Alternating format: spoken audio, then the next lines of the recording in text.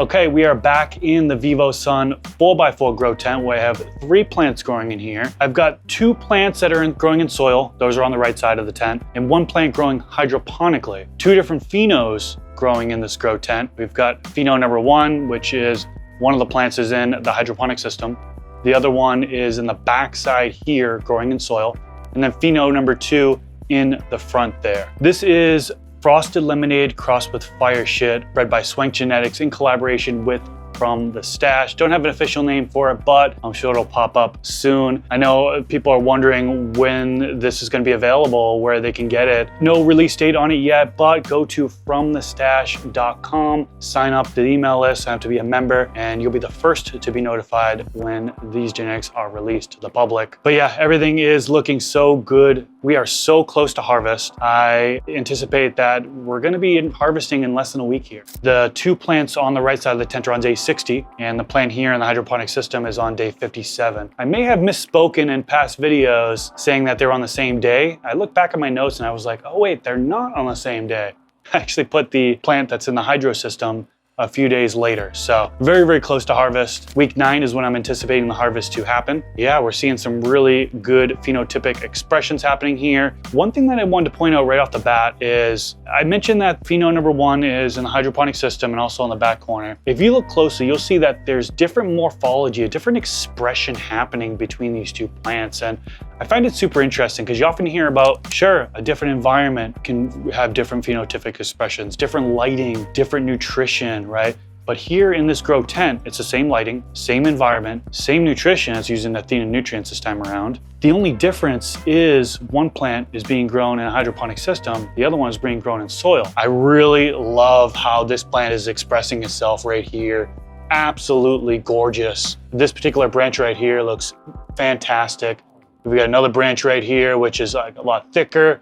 But all these look pretty similar as far as bud development, the frost level, right? But when you go over here, you can see a huge difference in how they look. Even the frost level is a little bit different here. So I figured I want to point that one out. Again, you hear about it being different environments, different lighting, different nutrition, all that stuff. Sure, it could express itself differently, but those 3 things are the same. The only difference is one's in soil, one is in hydro. So wanted to point that one out. In regards to nutrients, like I mentioned, I'm using Athena nutrients this time around. I used their Grow A and B, and now I'm onto their Bloom A and B, plus their CalMag, PK, and Cleanse. So that's used for all of the plants in this grow tent. These 2 plants are on a wick system, so I have a reservoir here, 5-gallon bucket, and I just fill this up, mix the nutrients in there, and then it automatically gets fed there. The other one, of course, is a hydro system. Now, we're so close to harvest, we're on water only at this point. I've been on water only for about a week now. I'm hoping that these plants start to fade a little bit, senescence. It's a natural occurrence that happens with this plant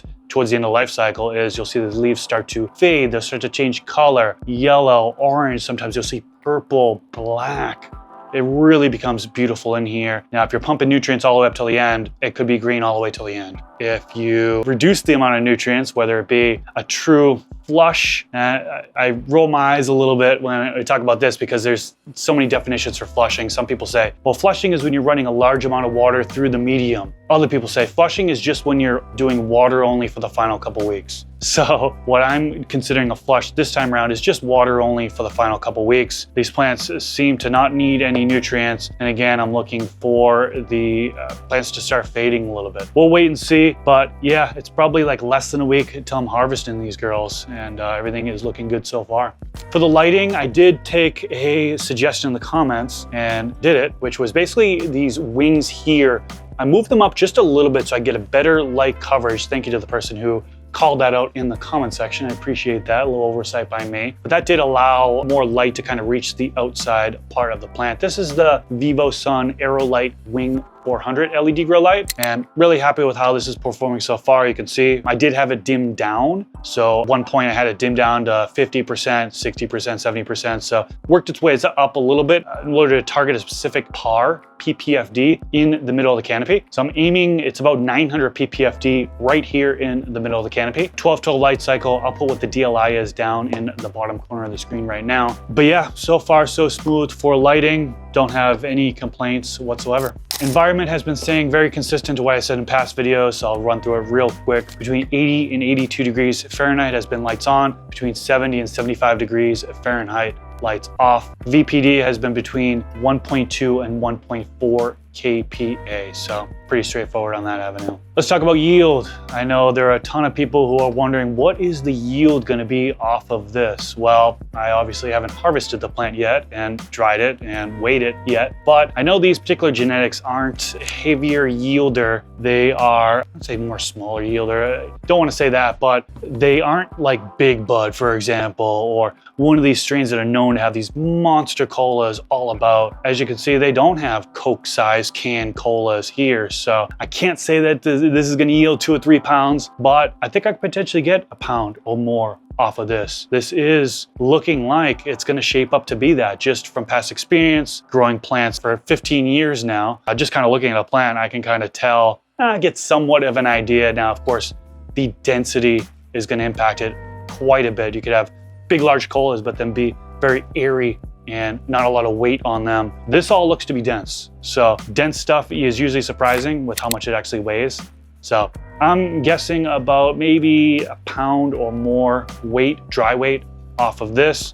But I'd love to know in the comment section below, what do you think this is going to yield?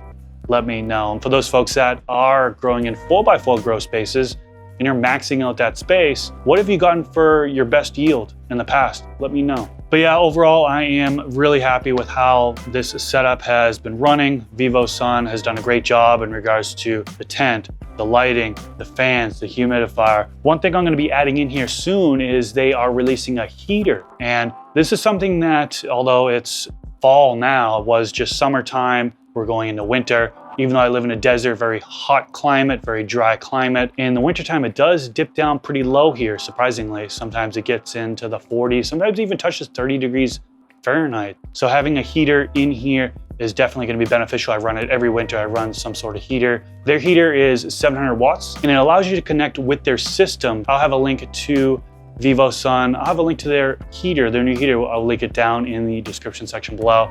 And VivoSun does hook up you, my viewers, with the discount. Use discount code MrGrow15. That works on both their website as well as Amazon. That's pretty much all I got for this video, guys. Thank you so much for tuning in. I'll catch you in the next one. Peace out.